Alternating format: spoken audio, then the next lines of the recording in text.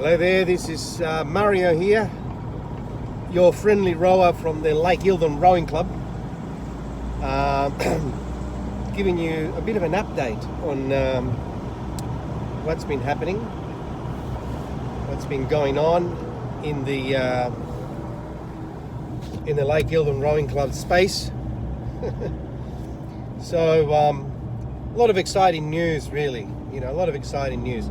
So the first thing is I haven't been able to finish the winter sculling series this year. I had a pretty heavy bout of the flu or something, a cold.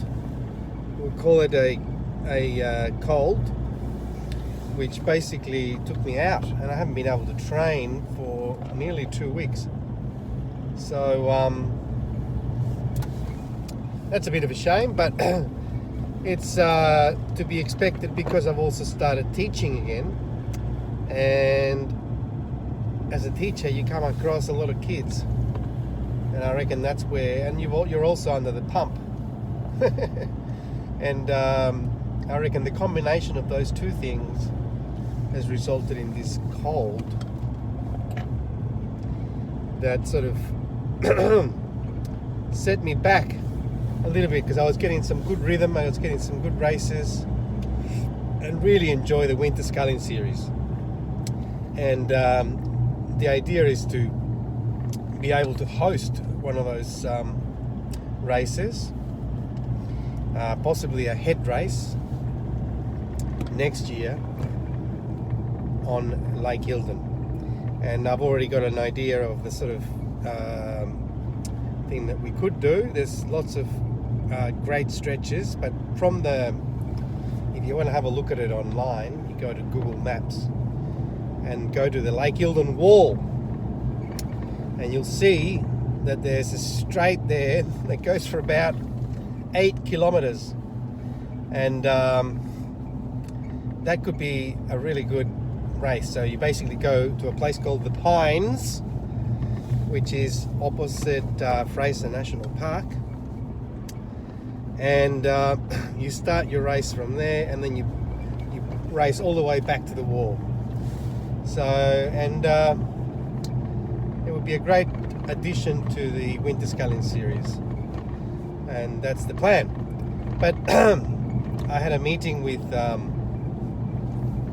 some planning people from the council, looking at a master plan, for the future of this place called the Pondage. So we have below the lake wall, there is a what's called a pondage, which is about 2.5 kilometers long and 500 meters wide, I'd say, minimum 500 meters wide, and it has a bridge, and there's a 1,200 meter section. There's two 1,200 meter sections divided by this bridge, and they don't allow any motorized boats or vehicles, whatever, on the lake, and not even any motorized and non-motorized. So basically you can't have a kayak in there, you can't have a single in there, even though there's this beautiful expanse of water. And I made an earlier video about it, actually, showing it. And I'm going to put it up if I can find it. And basically this place is an ideal venue for a regatta. But we're talking 1,000 meters, and you have a transit lane going up, and then you could have 4, 5, 6 lanes coming back, and it would make exciting racing. And the thing about the pondage is that it's always calm water. It's sort of nestled between these hills, and it just seems to be the way it's facing, that it never seems to get any wind. Okay, I've never seen it with a ripple even. So it's a beautiful place. and excellent venue for 1,000 meters or 500 meter races. Now, to get to that point, there has to be some negotiation that has to happen between Murray Goulburn Water, AGL, and the council, and of course the rowing club. And we're having discussions. We're putting out there what we would like. Possibility of pontoons and a clubhouse. And there's already a clubhouse in existence. We would need a shed to store the boats. And so that's in the plans. That's been put out there. And there's quite a bit of support. It seems to be an idea that it just was waiting to happen. It's like the seed that just landed on the right spot, and all the water came in, and the sun hit it on the right spot, and everything started growing and by itself. So the next thing, that big landmark or watermark, whatever you want to call it, rowing mark, is going to be a rowing camp. We're going to have a rowing camp, and we're going to invite people from Melbourne and also country rowing clubs, country clubs. We've got friends over in Corowa, we've got friends over in Mildura, we've got friends everywhere. We've got friends in Dimboola, we've got friends in Ballarat. So basically it would be a weekend, right? So Saturday, Sunday, arrive on the Friday night so we can stay the night. But some people will probably come on Saturday morning, that's fine. Saturday morning we would go over the boats, make sure that they're all got the right gear on and everything is in the right place where you want it to be. And then so it's a bit of a working bee morning, okay, and then we could have some coaching clinics and teach people how to row. Now I'm building up a squad. We have at the moment I've got six ladies on the squad who are coming to training once a week, and we've got also I have, look, it's the boys are harder to count because they come and then they don't come, but if you can get them all there, like herding cats basically, if you can get them all there, I could have 6 boys too, so we're nearly at an 8 level, right? We could almost have an 8 of boys and girls, we could all, and that would be a lot of fun, getting everybody on the water at once. I do have 1 8 though. I only have 1. I don't have 2. So there's the rowing camp, and if you're interested in helping me out with the rowing camp, all you have to do is let me know in the comments, and we can start organising something, And I'm thinking springtime, so September, October, and end up. So on the Saturday we get the boats ready, and Saturday afternoon we start getting people out there. Coaching boat, I have 1 coaching boat that was given to me by the great Jane Robinson, okay, illustrious Jane Robinson, 3 times Olympian, and so we definitely could have some crews out there being supervised. And if there are people who want to bring coaching boats up here, and or bring their own boats to go training in, because there could be combined, it could be a combined rowing camp with another club. For instance, Powerhouse might choose to come up and do a weekend camp, and then as part of their camp, they're also helping me out with with coaching my people, and but we have to talk about it, because at the same time, the closer you get into the summer, the more you're going to have other boats competing for space on the lake. At the moment, I've been finding that it's been totally fine. There hasn't been too many people on the water. But as we get closer to summer, it's going to change.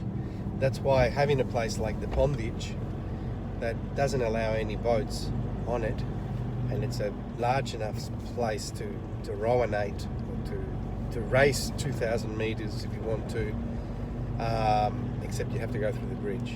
But you do that anyway when you go on the Yarra anyway. And and it's got and it's always nice and calm.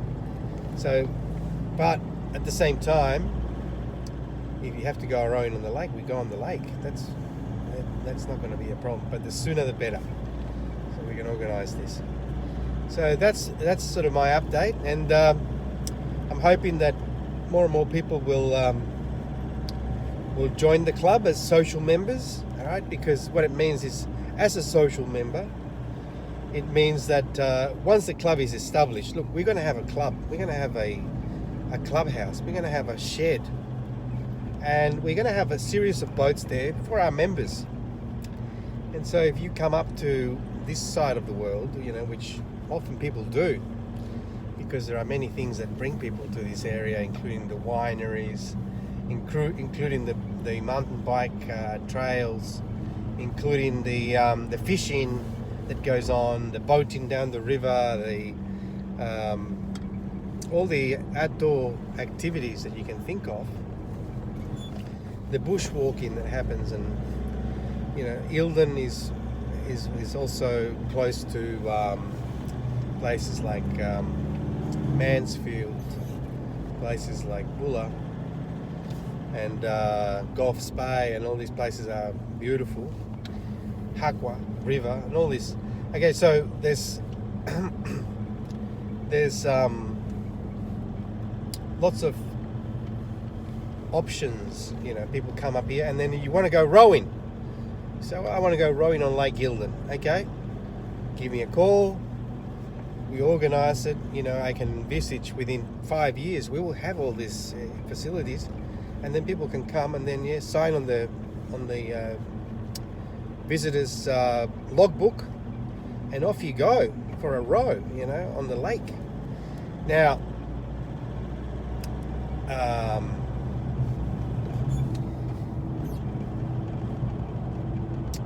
we've got to sort out like supervision and all those things still, think about the safety.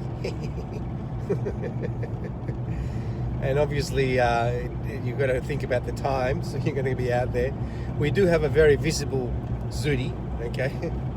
But obviously you need local knowledge, and that's where I come in. I'm the guide for your visit to Lake Eildon while you go rowing, and I'm also your safety, okay? So I guess that the other thing about it is that you're also helping a club get up and get going. You're in the initial stages and of the creation of this club, and what that means for the future of rowing in this part of the world, and there could be amazing things that happen in the future. Like, for instance, we could have national championships here. We could have, I'm not saying that's going to happen. I'm not aiming for that right now, but I'm saying, open your minds. What could happen? You could have, you can have an international event here.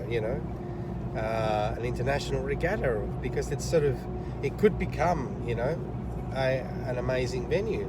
I've hardly seen. I've seen it calm most days when I'm there, and if you pick the right time of the year, you're going to have an amazing venue. You're going to have an amazing. Now, obviously, the weather can turn any time. But from what I've seen out there, it's all rowable.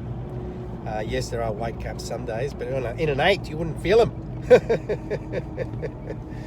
Okay, so that's an update on the situation. The Lake Eildon Rowing Club is moving forwards in big steps and big leaps, and we are growing. We are growing a membership. Like I said, up to 6 ladies and 6 men, and there's a mixture of competitive and social members, mostly social members at the moment. But we're still waiting for a couple of things. We're waiting for, which I hate to say that word waiting, but it's kind of like there are all these other steps that have to happen that are beyond my control, and we're waiting for these trailers to be made available, and once they are made available, then I have a place where I think I can store them. Actually, not that I think, I'm 100% sure now. I'm pretty 100% sure. So we have a place where we can store them, and so I can almost see 1 month. 1 month from now, we will have a gathering. And what's going to happen on the Saturday night, people? The Saturday night is going to be where we come together, have a meal, and we celebrate the beginning of something amazing. And then everybody, there's accommodation everywhere up here. It's beautiful. There's beautiful places to stay. So we basically, if I know who's coming, then I can make the bookings and all that. And then on the Sunday, we go for a row in the morning. We just get up, no matter how bad we went to bed, how badly we went to bed, we still get up, early-ish, maybe 7:30, right? 7 o'clock, 8 o'clock, we're in the water, we go for a row, a nice long paddle, okay, with coaching. And then, about 11 o'clock, everyone packs up their things.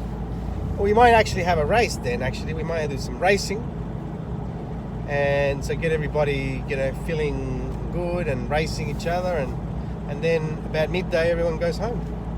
So we've had a couple of rows on Saturday and 1 row on Sunday, and there's been coaching, and there's been good socializing going on as well. So let me know what you think. If you're interested in being part of this upcoming event, let me know. We'll work out a date that suits everybody, and then we'll take it from there and make it happen. And I know there's a lot of beautiful people out there who want to help and who want to be part of something unique, something special, and in a beautiful part of the world, and bring rowing and make it happen. Make rowing amazing and in a beautiful place. So let's do it. Let me know if you're interested, and I'll see you all soon. Bye.